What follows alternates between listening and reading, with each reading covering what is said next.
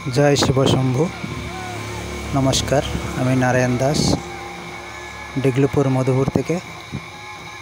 আমি আছি এখন আমাদের মধুপুরে প্রতি বছরের মতো এবছরও চরক গাছ ঘোরানোর আয়োজন করা হয়েছে। সেই চরক গাছটা গত 2 বছর ধরে এই চরক গাছটা ঘোরানো হয়। সেই চরক গাছটা রাখা হয়েছে এখন একটা পুষ্করিণীর মাঝখানে চরক গাছটা রাখা হয়েছে। সেই পুষ্করিণী থেকে এখন চরক গাছটা উপরে তোলার ব্যবস্থা হচ্ছে। এখানে যাদেরকেই দেখা যাচ্ছে এই চরক গাছ যারাই উপরে তোলার চেষ্টা করতেছে এরা সকলেই সন্ন্যাসীগণ। তো গত বছরও এই চরক গাছটা পুষ্করিণীর মাঝখানে রাখা হয়েছে, সেখান থেকে ঠিক এভাবেই তোলা হয়। এই যে দেখা যাচ্ছে চরক গাছটা তোলার জন্য ভরপুর চেষ্টা চলতেছে। আমি আছি এখন সেই চরক গাছের এখানে। এই চরক গাছটা গত 2 বছর ধরে আমাদের মধুপুর মাঠে বালার পিঠে বর্ষি গেঁথে চরক গাছটা ঘোরানো হয়। আমাদের বালা মহাশয় কলকাতা থেকে আগত, ওনার নামটা সঠিক আমার জানা নেই। তো আমাদের এখানে নতুন বললেই চলে, এর আগেও হয়েছে, কিন্তু আমাদের ডিগ্লুপুরের মাঝখানে কবে হয়েছে সেটা আমি জানি না, কিন্তু আমি ফার্স্টবার দেখি। গত 2 বছর ধরে আমি দেখি এই আমাদের বালা মহাশয় কলকাতা থেকে। এই 2 বছর, এবার হলে 3 বছর হবে। তো আপনারা যে যেখানেই থেকেই আমার ভিডিওটি দেখছেন আসবেন। 14ই এপ্রিল আমাদের এই চরক গাছটা ঘোরানো হবে। বিকাল 3টা থেকে শুরু হবে, 3টা থেকে 7টা পর্যন্ত আমাদের এই প্রোগ্রাম হবে। আসবেন সকলে। আর এই ভিডিওটি যারাই দেখছেন সেই সকলে আমার এই ভিডিওটি শেয়ার করে দেবেন, যেহেতু সবাই জানতে পারে। চরক গাছটা উঠানোর জন্য অনেক চেষ্টা হচ্ছে। তো এখন দেখা যাচ্ছে চরক গাছ আধা উঠে গেছে জল থেকে, এখন বাকি আছে কিছুটা।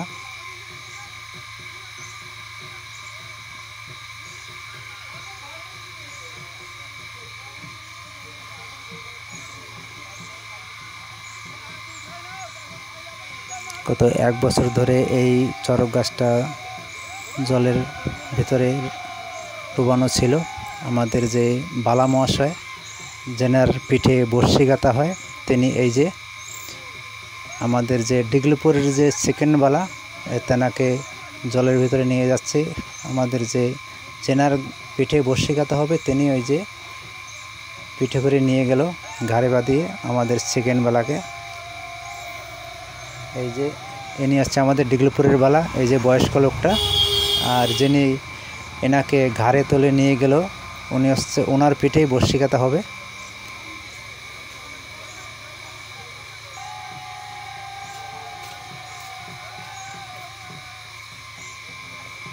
ওনার পিঠে বড় বড় দোকানা বর্ষি গাঁথা হয়। এই বর্ষির উপরে নির্ভর করে চরক গাছটি ঘোরানো হয়। অনেক অনেক সাহসী লোক, তার মধ্যে কিছু বিদ্যাও আছে, নেই বললে চলবে না। তাছাড়া এখানে তো আমাদের এখানেও তো অনেক বালারা আছে, কিন্তু এই সাহস কেউ নিতে পারছে না, তাই উনিই পারে। আরও একটি প্রোগ্রাম আছে, যেখানে চরক গাছ ঘোরাবে, তার সেখানে এক গাড়ি লাকড়ি জ্বালিয়ে সেই আগুনের উপর দিয়ে যত সন্ন্যাসীরা থাকবে সকলে ওই আগুনের উপর দিয়ে হেঁটে যাবে, আরামসে হেঁটে যাবে। গত 2 বছর ধরে দেখেছি, ঠিক সেইভাবে এবারও এক গাড়ি লাকড়ি এনে সেই লাকড়ি পুরোটা জ্বালানো হবে। জ্বালানোর পরে যে আগুনটা থাকবে সেই আগুনটার উপর দিয়ে আমাদের বালা হেঁটে যাবে। তারপরে পিছন দিয়ে যত সন্ন্যাসীরা আছে সকলে সেই আগুনের উপর দিয়ে হেঁটে যাবে। তো আপনারা এত সুন্দর প্রোগ্রামটা মিস করবেন না, আপনারা আসবেন 14 তারিখ এপ্রিল 2025।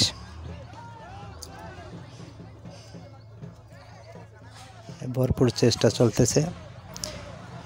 আমাদের এই চরক গাছটার যে নীল পূজার যে চরক গাছ, সেই চরক গাছটাকে পরিচালনা করেন আমাদের শ্রী প্রিয়লাল দাস।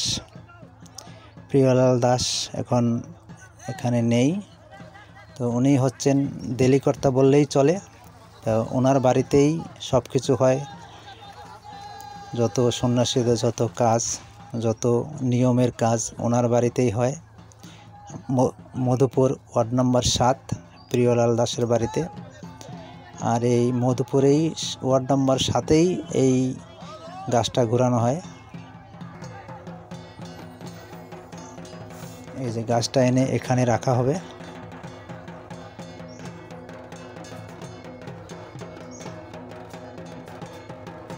আমাদের ওয়ার্ড নাম্বার 7-এ আমাদের এই গাছটা ঘোরানো হয়, মধুপুর, ডিগলুপুর, উত্তর আন্দামান।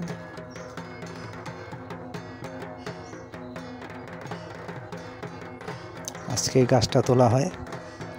আজকে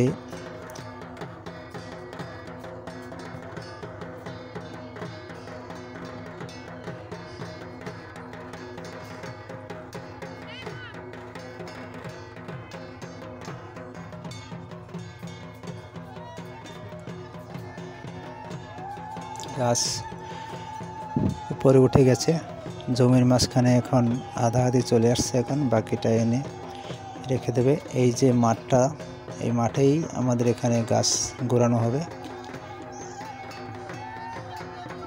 আমাদের যে বালা মহাশয় যেনার পিঠে বর্ষি কাটা হবে, তেনারকে অনেক অনেক ধন্যবাদ। তেনার নামটা আমার সঠিক জানা নেই। কলকাতা থেকে, আমাদের এখানের নয়, ওনাকে কলকাতা থেকে আনা হয়েছে। গত 2 বছর ধরে আমাদের এই মধুপুরে হয়। তার আগে হয়েছিল গান্ধীনগরে হয়েছিল, সেখানে আমি যেতে পারিনি। এই গত 2 বছর ধরে আমি এখানে আছি। তো আপনাদেরকে চেষ্টা করব যেদিন আমাদের চরক গাছটা ঘোরানো হবে সেদিন ভিডিও বানিয়ে আপনাদেরকে দেখার জন্য আমি ভরপুর চেষ্টা করব। যাই হোক, এখন গাছ উপরে উঠে গেছে। যদি আমার এই ভিডিওটি আপনাদের ভালো লাগে তাহলে ভাই বন্ধুকে শেয়ার করে দেবেন, লাইক দিয়ে দেবেন, কমেন্টে জানাবেন। আর আমার চ্যানেলে নারায়ণ ডিগলুপুর ব্লগ, এই চ্যানেলে যদি আপনারা কেউ নতুন হয়ে থাকেন তাহলে আমার এই চ্যানেলটাকে সাবস্ক্রাইব করে দেবেন,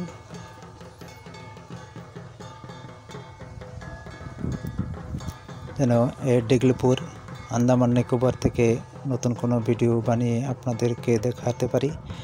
যদি আমি দেখাতে পারি তাহলে আমারকে অনেক ভাগ্যবান মনে হবে। আমি সব সময় চেষ্টা করি যে কোনো জায়গায় কোনো কিছু হলে আমি সেটা ভিডিও বানিয়ে আমি সব সময় চেষ্টা করি সোশ্যাল মিডিয়াতে দেওয়ার জন্য।